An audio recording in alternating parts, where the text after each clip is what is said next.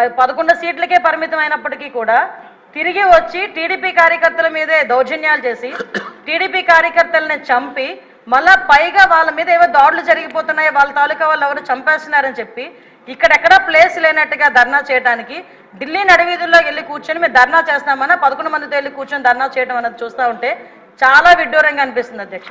ఎందుకంటే ఈ మాట చెప్తున్నాను అధ్యక్ష, లాస్ట్ 5 సంవత్సరాలు అంటే మొన్న గవర్నమెంట్ వచ్చింది, అతను టీడీపీ ఎన్డీఏ కూటమి వచ్చిన తర్వాత నుంచి ఈ రోజు వరకు పొలిటికల్ హత్యల్లో ఒక 4 హత్యలు జరిగితే ఆ 4 హత్యల్లో ముగ్గురిని తెలుగుదేశం పార్టీ కార్యకర్తలనే చంపేసిన పరిస్థితి కూడా మనందరికీ కూడా తెలుసు అధ్యక్ష.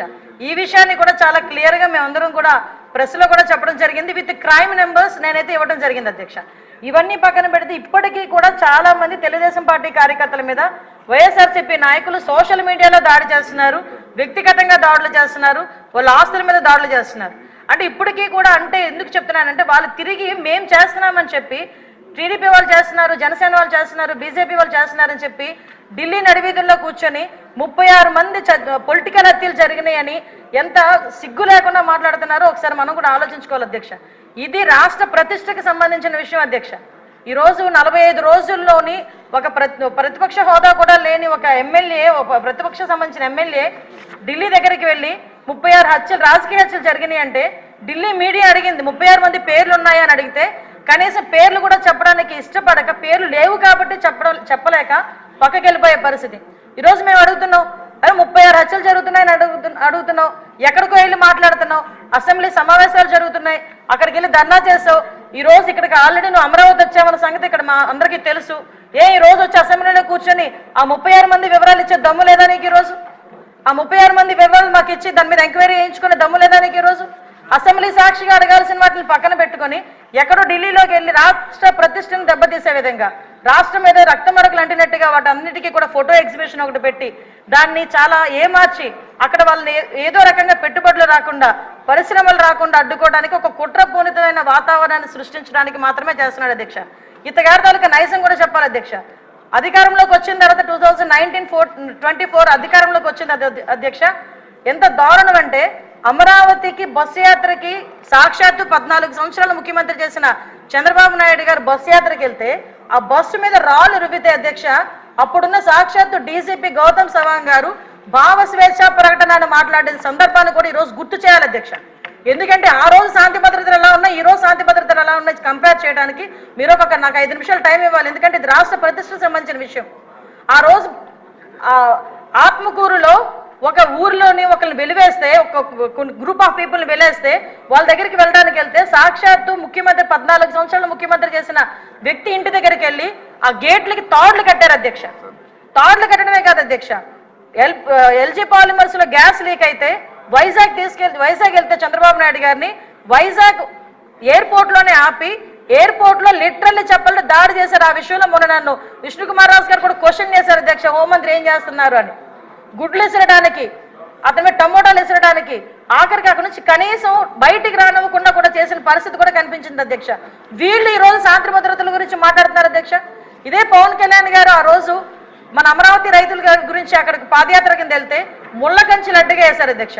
ముళ్ళ కంచెలు దాటుకొని పక్కకు తీసుకొని వెళ్ళిన పరిస్థితి. వైజాగ్ వెళ్తే వైజాగ్ రానివ్వకుండా నగర బహిష్కరణ చేశారు. యువగలం పాదయాత్ర నేను మచ్చుకు చెప్తున్నాను అధ్యక్ష, ఇవి చాలా మచ్చుకు చెప్తున్నా. యువగలం పాదయాత్రలో లోకేష్ బాబు గారు పాదయాత్ర చేస్తూ ఉంటే కనీసం స్టూల్ ఎక్కి నుంచోడానికి కూడా పర్మిషన్ ఇవ్వలే. అంటే వీళ్ళ తాలూకా దౌర్జన్యాలు ఏ రకంగా ఉన్నాయి? ఎవరిని వదిలేశారు అధ్యక్ష? మీడియాను వదిలేశారా, లేదా జడ్జెస్ని వదిలేశారా, పారిశ్రామికవేత్తను వదిలేశారా, తెలుగుదేశం పార్టీ కార్యకర్తలు వదిలేశారా, సామాన్య ప్రజలను వదిలేశారా? ఎవరిని వదిలేశారు అధ్యక్ష? అధ్యక్ష నాకు ఒక్క 2 నిమిషాలు విషయం. ఎందుకంటే అధ్యక్ష వీళ్ళు ఈ రోజు 12 గంటలకి మన గౌరవ ముఖ్యమంత్రి గారు శాంతి భద్రతల మీద వైట్ పేపర్ రిలీజ్ చేస్తున్నారు. అంచేత వారు అన్ని వివరాలు చెప్తారు, మీరు క్లుప్తంగా చెప్పండి అంటే గుర్తు చేస్తున్నారు అధ్యక్ష. ఎందుకంటే ఈ విషయం ఏంటంటే వీళ్ళు మన నోటికి మరుపు ఎక్కువలా ఉంది అధ్యక్ష. మాట్లాడితే ఏ రోజు ఆ రోజే మాట్లాడుతుంటాడు జగన్మోహన్ రెడ్డి. అందుకే ఈ నెల రోజులు ఏం జరిగిందన్నది ఆలోచించుకుంటున్నాడు కానీ ఏం జరుగుతుందని ఊహించేసుకుంటున్నాడు తప్పించి 5 సంవత్సరాలు ఏం జరిగిందన్నది మర్చిపోయినట్టున్నాడు, చిప్పులోంచి పోయింది. ఒకటి అధ్యక్ష, ఈ రోజు నేను ఎందుకు చెప్తున్నానంటే అధ్యక్ష ఇన్ని చెప్పి నేను ఒకటే డిమాండ్ చేస్తున్నాను అధ్యక్ష, ఎక్కువ టైం కూడా తీసుకోను నేను. ఇటువంటి భయానక వాతావరణం సృష్టించే 5 సంవత్సరాలు ఇంట్లోంచి బయటికి రావడానికి కూడా భయపడి ప్రజల్ని భయభాంతులు చేసి వాళ్ళ భూముల్ని లాక్కొని ఓవరాల్గా చెప్పాలంటే నవ్వుని కూడా మర్చిపోయేటట్టుగా చేసే 5 సంవత్సరాలు ఈ రోజు ఈ 45 రోజుల్లో ఏదో ఉపద్రవం వచ్చేస్తుంది, రాష్ట్రపతి పాలన పెట్టేయండి అని చెప్పి తప్పుడు సమాచారాన్ని గవర్నర్ గారికి అదేవిధంగా ప్రధానమంత్రి గారికి రాష్ట్రపతి గారికి ఇవ్వడానికి తప్పుడు సమాచారంతో జంతర్ మంతర్ దగ్గర ధర్నా చేసేదంటే ఒకసారి నేను ఇక్కడ డిమాండ్ చేస్తున్నాను అధ్యక్ష. ఇందాక పయోల్ కేశవ్ గారు కూడా రిక్వెస్ట్ చేశారు, నేను రెడీగా ఉన్నా, హోంమంత్రి రెడీగా ఉన్నా చర్చించడానికి, మీరు రండి అని. నేను ఇన్వైట్ చేస్తున్నా మళ్ళా పులివెందుల ఎమ్మెల్యే గారిని, రెండు ఒకసారి మీరు ఎమ్మెల్యే కదా, అసెంబ్లీ సమావేశాలు జరుగుతున్నాయి కదా, 36 హత్యలు అని చెప్పారు కదా, ఒక హోంశాఖ మంత్రిగా నేను రిక్వెస్ట్ చేస్తున్నా మిమ్మల్ని రెండు ఒకసారి చర్చించుకుందాం. 36 మంది పేర్లు ఎవరైతే ఇవ్వండి, ఆ పేర్లు డీటెయిల్స్ ఇవ్వండి, ఆ డీటెయిల్స్ ఇస్తే నేను మా డిపార్ట్మెంట్ వాళ్ళకి పంపించుకొని వాళ్ళ మీద యాక్షన్ తీసుకుంటాం, ఫర్దర్గా జరగకుండా చూసుకునే కార్యాచరణ చేస్తాం. అలాగని తప్పుడు సమాచారం ఇచ్చినట్టు దానికి తేలితే మేము ఏ చర్యలు తీసుకున్నా కూడా మీరు కూడా యాక్సెప్ట్ చేయాలి. దానికి యాక్సెప్ట్ చేసే ఉద్దేశం ఉంటే డెఫినెట్గా మీరు మాకు చెప్పండి. అంటే ఇది రాష్ట్ర ప్రతిష్టను దెబ్బతినడానికి ఏదో రకంగా చంద్రబాబు నాయుడు గారి మీద, ఎన్డీఏ కూటమి మీద, పవన్ కళ్యాణ్ గారి మీద, లోకేష్ గారి మీద బురద చల్లడానికి మాట్లాడితే లోకేష్ బాబు గారి చేతిలో రెడ్ బుక్ ఉంది అంటారు.